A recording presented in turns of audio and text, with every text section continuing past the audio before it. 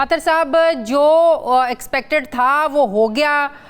जिस चीज़ में रिलीफ नवाज शरीफ को देना चाह रही थी हुकूमत, वो दे दिया। सेनेट के बाद बिल आखिर कौमी असम्बली से भी इलेक्शन एक्ट में तरमीम जो थी वो मंजूर कर ली गई, जिससे नवाज शरीफ जहांगीर तरीन की आइंदा इलेक्शन में वापसी का रास्ता हमवार हो गया है। लेकिन आप समझते नहीं है, क्योंकि हमारी माहिर कानून से जब बात होती है वो ये कहते हैं कि आप एक कानून के जरिए एक्ट में तब्दीली करके ये नहीं कर सकते हैं, इसमें 2/3 अक्सरियत की ज़रूरत होगी, या आईनी तरमीम के बगैर आप ये रिलीफ नहीं दे सकते।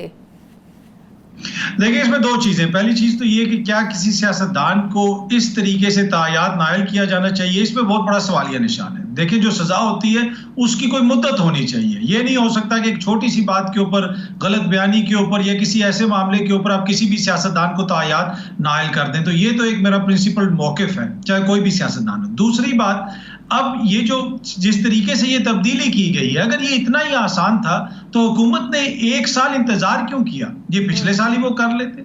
इसलिए कि इनको भी इस चीज का इदराक है कि ये इस तरह नहीं है। अब वहां पे अदालत ने तशरीह कर दी थी उस फैसले के अंदर, 62(1)(f) के तहत जो भी फैसला आता था उसमें ये नहीं लिखा हुआ आइन के अंदर कि तायात नायली होगी या 5 साल की। वहां पे जब अदालत ने तशरीह कर दी तो इसका मतलब है कि या तो फिर अब अदालत के अंदर ही एक बड़ा बेंच बनेगा, वो उस फैसले को खत्म करेगा, या फिर आपको आईनी तरमीम करनी पड़ेगी। ये बहुत सारे माहिरीन ये कह रहे हैं, लेकिन हुकूमती दोस्तों का ये मौकिफ है कि नहीं, एक सादा अक्सरियत से लाया गया बिल जो है वो काफी है, और मौजूदा हालात में जिस तरीके से वो आइन और कानून की पासदारी तो इसका मतलब है पहले कोर्ट में, सुप्रीम कोर्ट में जाया जाए, एक पटिशन दायर की जाए, उसके बाद सुप्रीम कोर्ट का लार्जर बेंच बने, जिसने फैसला दिया था उससे बड़ा बेंच बने, और वो अगर इस फैसले को डिसमिस करके और अगर इसमें चेंजिंग्स आती हैं कि जी हाँ ताहयात नायली नहीं हो सकती, उसके बाद ये एप्लीकेबल होगा।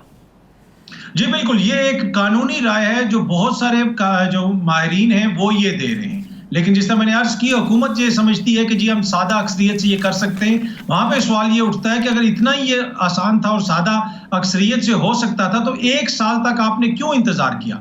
आपने पहले क्यों नहीं इसको कर लिया? तो ये बड़ा एक इसमें सवाल है। और दूसरी, जहां तक आइन और कानून की बात है, हालिया अरसे में आपने देख लिया हुकूमत तो यहां तक कह रही है कि अगर अदालत ने कोई फैसला दे भी दिया तो हम नहीं मानेंगे। तो फिर अदालत के फैसलों का हुकूमत कितना पास कर रही है वो भी सबके सामने है। सही। नवाज शरीफ लंदन से दुबई पहुंच गए हैं, जरदारी साहब भी चले गए हैं। इत्तलात ये आ रही हैं कि वहाँ इस चीज़ की प्लानिंग होगी कि नवाज शरीफ कब आएँ, इलेक्शंस कब हों, और ये भी कहा जा रहा है कि नून लीग चाहती है कि इलेक्शन 6 महीने साल आगे लेकर जाया जाए, JUI भी चाहती है, मौलाना साहब भी ये चाहते हैं, जबकि जो 2 पार्टी जोर दे रही है वक्त पर इंतखाबात के हवाले से वो है पाकिस्तान पीपल्स पार्टी और ANP। ये लोग चाहते हैं कि इंतखाबात वक्त पर हों। तो आपको लगता है कि अब जो मरकज़ बना है दुबई, वहीं पर अब ये सारे फैसले होंगे? देखिए, गुज़िश्ता 1 साल से जब से ये लोग हुकूमत में आए हैं, पाकिस्तान के अहम फैसले तो वैसे मुल्क से बाहर से हो रहे हैं। आपको याद होगा कि जब काबीना बनी थी तो यहाँ से काबीना को लंदन लेके जाया गया और वहां पे फिर फैसले हुए, और बहुत सारी ऐसी मीटिंग्स थी जिसमें नवाज शरीफ साहब अपनी कानूनी हैसियत जो उनकी है, इस वक्त तक वो अदालतों को मतलूब हैं, एक सजा याफ्ता मुजरिम है, तो एक कानूनी उनके लिए इसमें मसाइल हैं। लेकिन इसके बावजूद वो हुकूमती मीटिंग्स को वहां पे चेयर करते रहे, और यहाँ तक वुज़रा बताते रहे कि कोई तैनाती हो रही है या कोई मुशावरत हो रही है, उसमें भी नवाज शरीफ साहब का अहम किरदार है। तो ये उसी सिलसिले की कड़ी है कि पाकिस्तान के फैसले जो है बदकिस्मती से दुबई में हो रहे हैं, लंदन में हो रहे हैं। क्या ही बेहतर होता कि ये पाकिस्तान में बैठ के पार्लियामान में कोई फैसला कर लेते, या पाकिस्तान में कोई इजलास बुला के। लेकिन वैसे एक बात है कि इन कवानीन से सिर्फ इन लोगों को फायदा नहीं हो रहा, इनके ओपोनेंट को भी फायदा होगा। आप देख लेना, नैब की मिसाल ले लें। नैब में जो तरमीम की गई, पहले 90 रोज का रिमांड होता था, नैब 90 रोज के लिए तहवील में लेती थी, आज 14 रोज के लिए लेते हैं। तो इससे आपको हमें पता चल जाना चाहिए कि सिर्फ इनके लिए ये फायदे नहीं है। आप तहरीक इंसाफ के जितने लोग पकड़े गए, नैब ने पकड़े, पुलिस ने पकड़े, 14 रोज से ज़्यादा तो नहीं अब किसी को पकड़े। और अगर अब ये नाअहली भी अगर नवाज शरीफ की ख़त्म होगी, जहांगीर तरीन को भी इससे फ़ायदा होगा, तहरीक इंसाफ के चेयरमैन के ऊपर जो नाअहली की तलवार लटक रही है उनको भी फ़ायदा होगा। ये अपने साथ साथ दूसरों के भी फ़ायदे कर रहे हैं। देखिए, पहली बात तो ये है कि जो नैब के कानून है उनमें बहुत सारे मसाइल हैं, और माजी के अंदर भी इसका जिक्र होता रहा है कि नैब का कोई किरदार मिसाली नहीं रहा।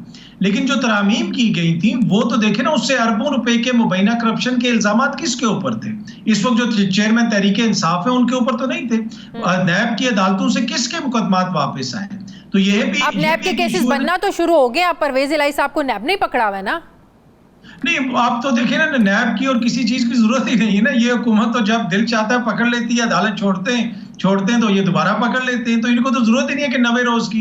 ये तो वैसे ही बंदे को जो ही वो आजाद होता है, अदालत की जानिब से आजाद किया जाता है, वो दोबारा पकड़ लेते हैं। तो अब तो इनको किसी आइन और कानून की जरूरत नहीं है, जिस तरीके से ये लोग ऑपरेट कर रहे हैं। तो मेरे ख्याल में जो नैब के कानून में तरमीम की गई थी और ये इस कानून में तरमीम की गई है, ये पर्सन स्पेसिफिक और पार्टी स्पेसिफिक लगता है कि कुछ लोगों को फायदा पहुंचाने के लिए। और जहां तक चेयरमैन तहरीक इंसाफ का ताल्लुक है, अभी तक उनके ऊपर कोई भी ऐसा मुकदमा नहीं है जहां पे सिर्फ 62F के तहत उनके ऊपर तलवार लटक रही हो और जहां पे उनको नाइल करार दिया जा सकता हो।